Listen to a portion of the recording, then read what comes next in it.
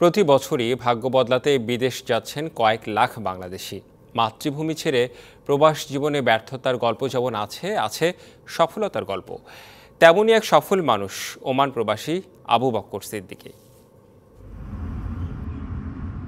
চট্টগ্রামের রাউজান উপজেলার কদলপুর গ্রামের মরহুম আলহাজিয়ার মোহাম্মদ সওদাগরের ছেলে ওমান কমিউনিটির পরিচিত মুখ আবু বক্কর সিদ্দিকী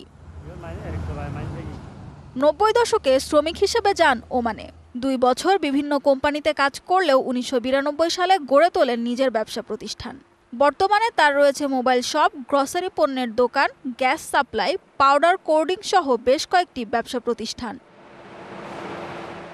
এসব ব্যবসা প্রতিষ্ঠানে কাজ করেন ওমানি, বাংলাদেশি সহ অনেকেই। শুধু প্রবাসের মাটিতে সফল নন তিনি, দেশের মূলধারার অর্থনীতিতেও অবদান রাখছেন এই ওমান প্রবাসী বাংলাদেশি। ২৫০টিরও বেশি ডিজাইন অপশন নিয়ে ওয়ালটন স্মার্ট ফ্রিজ, বোঝে আপনার প্রয়োজন। কয়েক মাস একটা জব করেছিলাম। ৯২তে আমি ব্যবসা শুরু করি। আস্তে আস্তে ব্যবসা প্রতিষ্ঠানগুলো বাড়াতে থাকি, ফ্যাক্টরি করি। আমার বর্তমানে 5টা ব্যবসা প্রতিষ্ঠান রয়েছে। আমার এখানে প্রায় ৩০-৩৫ জন লোক আমার নিয়ন্ত্রণে কাজ করে। ৯০ দশকে পাহাড়তলী ইমাম কাজ্জালি ডিগ্রি কলেজ থেকে এইচএসসি শেষ করে প্রবাসের মাটিতে পাড়ি জমান আবু বক্কর সিদ্দিকী। শিক্ষা প্রতিষ্ঠান না থাকায় বাচ্চাগুলো অন্ধকারের দিকে ধাবিত হচ্ছে। তখন আমরা বাংলাদেশি কমিউনিটি সাহাম এলাকায় কয়েকজন মিলে আমরা সিদ্ধান্ত নিয়েছি একটা বাংলাদেশি প্রাইভেট শিক্ষা প্রতিষ্ঠান আমরা গড়ে তুলব। অন্তপক্ষে প্রাইমারি লেভেলের শিক্ষাগুলো আমরা যাতে বাচ্চাদেরকে দিতে পারি।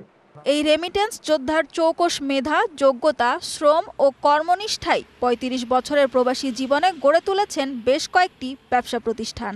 ওমানের মাটিতে সামাজিক কাজেও উদাহরণ সৃষ্টি করে চলেছেন তিনি।